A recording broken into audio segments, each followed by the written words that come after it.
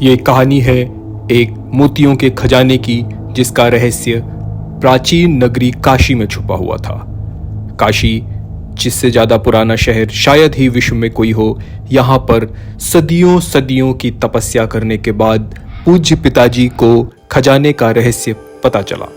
माताजी और पिताजी खजाने को रहस्य को पाकर बहुत खुश हुए, लेकिन वो रहस्य को समझ ही नहीं पाए। तरह तरह से उनके छोटे पुत्र अबीर ने लाइब्रेरीज में पढ़कर पूजनीय माताजी को डराकर इस रहस्य को समझने की कोशिश की। बड़े पुत्र आरिव ने तरह तरह की कलाओं में निपुण होकर इस रहस्य को जानने की कोशिश की, लेकिन अंततः हमर ने इसमें उनकी मदद की और उनको बताया कि वो डरावना भालू, जिसकी वो बिल्कुल इज्जत नहीं करते हैं, वही इस खजाने के रहस्य को समझा पाएगा। 1001 बार समंदर के पास बने हुए स्विमिंग पूल में डुबकी लगाने के बाद और वापस उसी काशी के घाट पे जाकर बोरिंग पुराने बकवास गाने सुनने के बाद उन्हें पता चला कि मोतियों का ये तो रहस्य मंदारमनी के समुंदर में छुपा हुआ है। दिल से दुआ दे, खुशियाँ तुझे गम सारे, मुझको खुदा दे। आरिफ और अबीर ने कसम खाई कि कुछ भी हो जाए, खजाने को इस बार वो बाहर लाकर ही रहेंगे, और तैयार हुई मंदारमनी के समंदर के फतेह की तैयारी। खजाने तुम वहीं रुको, हम आ रहे हैं। आरिफ और अबीर के पहुंचते ही समंदर थरथरा के, कांप के और डर के रोने लगा। उसने कहा, देखो आरिफ और अबीर, यही वो जगह है जहाँ पे एपोकैलिप्स के बारे में रचना की गई थी। यहीं पर बड़े बड़े कवियों और दार्शनिकों को समझ में आया था कि एपोकैलिप्स क्या हो सकता है, कहाँ पर जमीन, समंदर, आसमान मिलकर एक हो जाते हैं। देखने में यह डरावना और सुंदर दोनों एक साथ लगता है।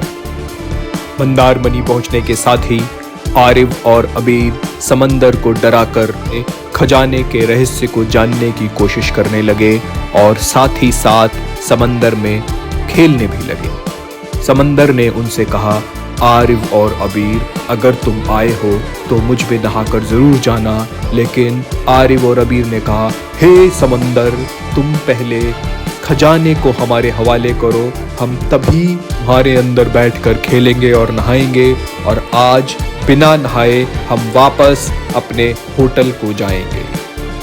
आरिफ और अबीर ने अपना बदला शाम को होटल के पूल में नहा कर लिया, और पूजनीय माताजी और पिताजी ने इस समय को कुछ फोटो खींचकर व्यतीत किया।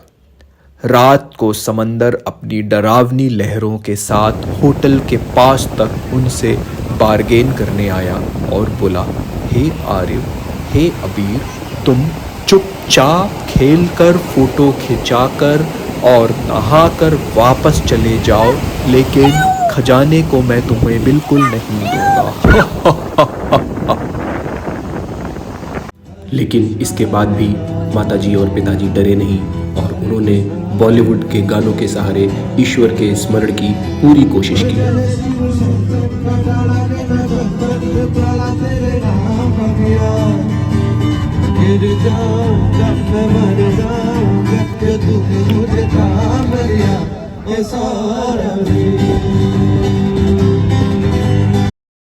अगली सुबह देखने में तो बहुत शांत थी, लेकिन अपने अंदर डरावना संघर्ष छुपाए हुए थी।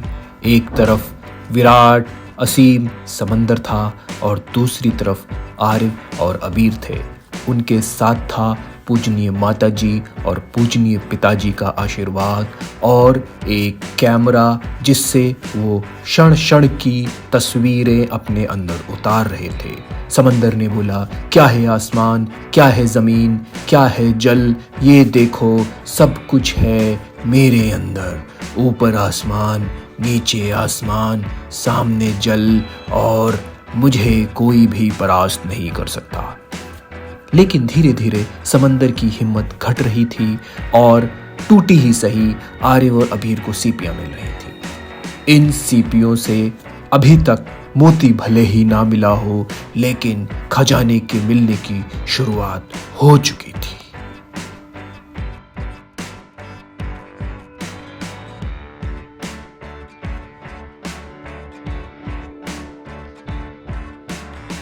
धीरे धीरे ये मैच स्टेलमेट की तरफ जा रहा था। ना तो समंदर ही सब कुछ देने के लिए तैयार था और ना ही हमारे वीर आरिव और अबीर हार मानने के लिए। इसके बाद कुछ ऐसा हुआ जिसकी किसी ने कल्पना भी नहीं की थी। कहा जाता है कि रावण ने शिव की तपस्या 1000 साल से भी ज़्यादा की थी और शिव प्रसन्न हुए थे। माता जी के निर्देशों के अनुसार हमारे बालक भी तपस्या करने बैठ गए।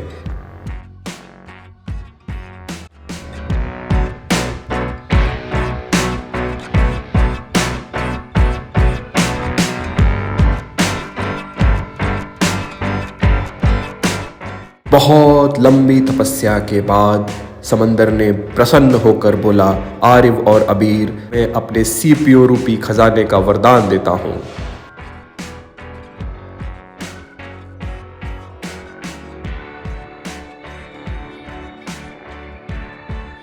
आरिव और अबीर बहुत खुश हुए और इसके बाद समंदर से दोस्ती करके उन्होंने समंदर में बहुत अच्छा समय व्यतीत किया।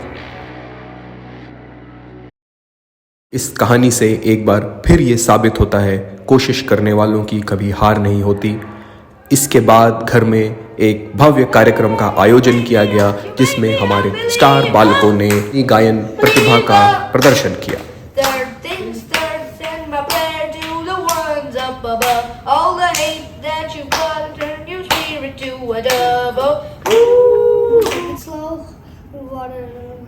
Let it grow. I want to take it easy. They laugh and tell me no. Think about it. Laughing at my money go.